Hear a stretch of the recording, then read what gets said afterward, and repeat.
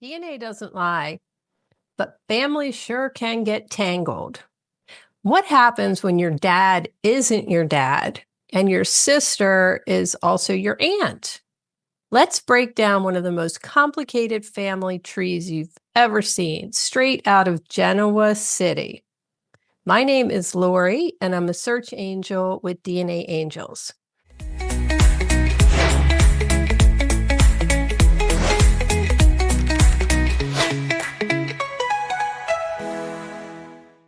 Why can't all family mysteries be solved? Especially when there are pretty decent matches showing in my DNA list. I've been asked those questions and thought I could use a couple families from The Young and the Restless to answer those questions. The Young and the Restless just began airing its 53rd season. And I have to admit, I've been watching Young and the Restless since 1987. That's nearly 40 years ago. So I thought it would be fun to take a walk through the fictional town of Genoa City, where love, betrayal, secrets, and scandals have intertwined two legacy families into a tree so twisted it would give any genetic genealogist a headache and a thrill. So let's begin with John Abbott and his wife, Dina Mergeron. They had 3 children, Jack, Tracy, and Ashley. But as is often the case in Genoa City, all was not as it seemed to be. Dina eventually left her family, and John later married Jill Foster, with whom he had a son named Billy Abbott. But perhaps the most heartbreaking twist came years later, and I'm sure many of you out there can relate to this. Ashley Abbott, who was always daddy's little girl, discovered that John Abbott wasn't her biological father. She was what we now call an MPE, non-parent expected. Her biological father was another man from Dina's past. Well, as you can imagine, the revelation absolutely shattered her world.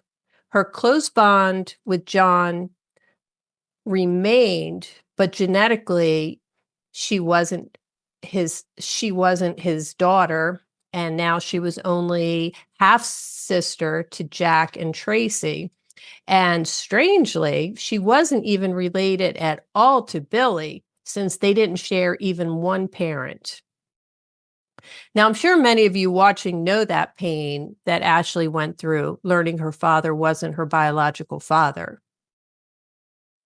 Now, meanwhile, in another corner of town, we meet the powerful and enigmatic Victor Newman. He married Nikki Reed, and together they had 2 children, Nicholas and Victoria. Now, as you might expect, Victor and Nikki's relationship, because it's a soap opera, was a complete roller coaster of love and conflict. They were married, divorced, they reconciled, and then they repeated the process so many times. I've actually lost count of how many times they've been married and divorced, and how many other people that they married in between those times apart. Well, during one of those separations, Victor had a relationship with Hope Adams, and together they had a son, Adam Newman. So Adam is now half sibling to Victoria and Nicholas. Now, here's where the tree begins to get tangled. Years later, Ashley Abbott, the daughter of Dina, but not biologically an Abbott, married Victor Newman. Yes, that Victor. And together they had a daughter named Abby. Now, Abby is genetically part Newman through Victor and part Dina's line. But although she carries the Abbott name, she isn't genetically an Abbott because Ashley's connection to John Abbott was not biological. So Abby's roots are a little bit complicated. But wait, it gets twistier. Victoria Newman, Victor and Nikki's daughter, married Billy Abbott, son of John and Jill. So Victoria married the half-brother, or would that be a stepbrother, of her former stepmother, Ashley. Together, Billy and Victoria had a daughter named Katie Abbott. Katie's DNA is like a family reunion. She carries the Newman line, Nikki Reed's lineage, John Abbott's line, and also Joe Foster's mix from Billy's side. She's a very colorful baby, genetically diverse and deeply rooted in two of Genoa City's most entangled families. And then, as if to twist things up even further, Nikki Newman, yes, Victor's longtime love and wife many times over, she was once married to Jack Abbott, Ashley's brother, well, actually half-brother. They had a baby together, but sadly, he was born prematurely and passed away. Still, that child would have embodied both the Newman and Abbott lines, a child of two great dynasties, had he survived. Now, all these connections create a wild family web. Abby is Victoria's half-sister by way of Victor, but also her stepsister by way of Ashley, and even her niece through Victoria's marriage to Billy. Now, Billy, which is Abby's uncle via John Abbott, is not related to her at all by blood, although she does consider him her uncle. And Katie, the daughter of Victoria and Billy, is connected to every major branch of this tree: the Newmans, the Abbotts, the Fosters, and the Reeds. Now, I can't wait to see who the writers of the soap will pair her with as she becomes an adult. And you know, in soap operas, they go from birth to adulthood in about 5 years.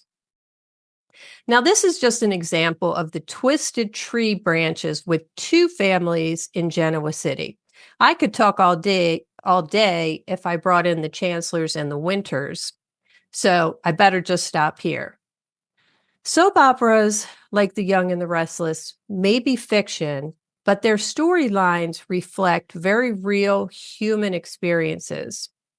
MPEs, blended families, remarriages, half-siblings, step relationships, and the deep emotional upheaval that comes from DNA revelations. These twists aren't just dramatic. They echo what we see every day at DNAngels as search angels. Ashley's MPE story, her unclear identity, Katie's complicated heritage with these feuding families, these fictional threads mirror the real-life questions people bring to DNAngels. Who am I really? Who shares my bloodline? Why don't I know my biological family? And just like in Genoa City, the answers aren't always simple, but they always, always matter. If you survived the drama I just tried to untangle, hit that like button. Give the hype button a little slide for me and leave your favorite colored heart so that I know that you're part of the DNAngels family. And really, thank you so much for listening. And until next time, keep searching for your truth.